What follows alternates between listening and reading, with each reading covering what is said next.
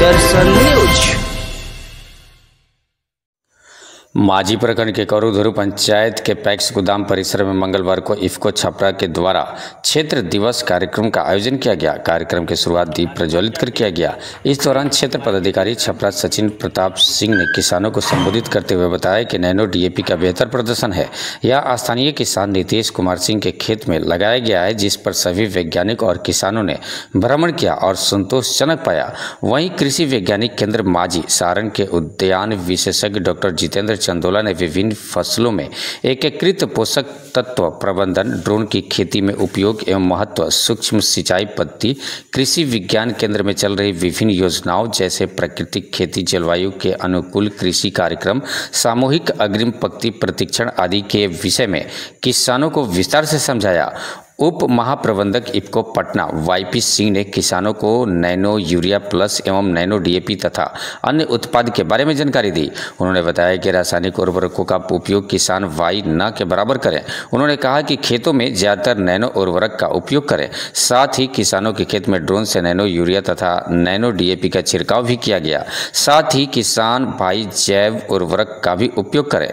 वहीं कार्यक्रम की अध्यक्षता पैक्स अध्यक्ष वीरेंद्र कुमार सिंह द्वारा की गई। इस कार्यक्रम में राजू कुमार, वीटू कुमार, अशोक कुमार, रोहित कुमार सहित बड़ी संख्या में किसान उपस्थित रहे। सारण से संजीव शर्मा की रिपोर्ट। उस अनुसार हम लोग 5 ml की मात्रा 1 किलो बीज में मिलाएंगे। थोड़ा सा पानी में इसको घोल के मिलाएंगे, मतलब बीज के अनुसार कि उस पर एक परत जम जाए। फिर क्या है, उसको सुखा लेंगे छाया में।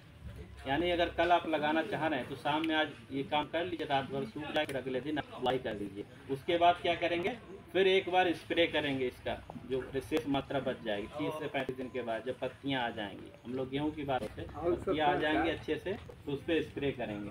आपको एक बोरी जो आप डाल रहे हैं डीएपी, वो आप बेसल में डाल दीजिए उसी समय जब बुआई करते हैं। जो दूसरी बोरी की हम बात कर रहे हैं उसकी जगह हम लोग इसका उपयोग कर सकते हैं। इसका उपयोग देंगे तो आपको ऐसा खेत पे हम लोग ट्रायल करवाया है, देखेंगे कोई आपको फर्क नहीं दिखेगा और उत्पादन भी अब जब कटेगा तो हम लोग पता चलेगा कितना अच्छा हुआ है।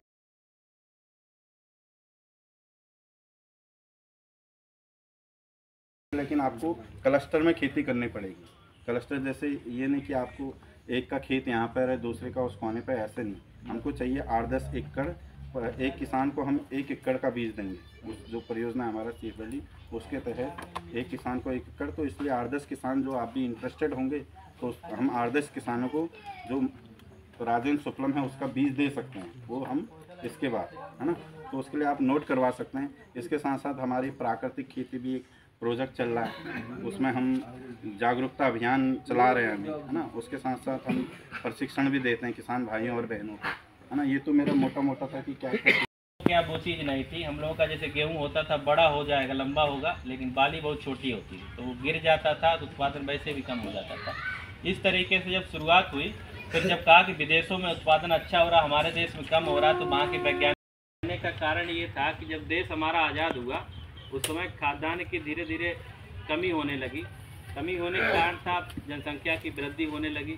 होने के कारण जैसे पहले के ज़माने में खेती कैसे की जाती थी, जिसके पास अच्छा गेहूं या कोई बीज हुआ पड़ोसी का हमको अगली बार दे देना, इस तरीके से देसी वैरायटी जो भी थी उन्हीं से हम लोग खेती करते थे।